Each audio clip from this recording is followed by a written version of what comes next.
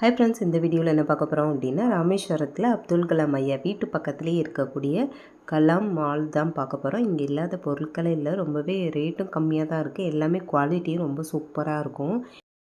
இப்போ வாங்க என்னென்ன இருக்குது அப்படின்னு சொல்லிட்டு பார்த்துடலாம். இங்கே என்னென்ன கிடைக்கிது அப்படின்னா, வீட்டுக்கு தேவையான ஷோகேஸில் வைக்கக்கூடிய பொருட்கள்லாம் இருக்குது. அதே மாதிரி கிஃப்ட் ஐட்டம் எல்லாமே நிறைய மாடலில் வச்சுருக்காங்க. வெரைட்டி நிறையா இருக்குது. அப்புறமா குழந்தைங்களுக்கு விளையாடக்கூடிய டாய்ஸ் எல்லாமே வச்சுருக்காங்க.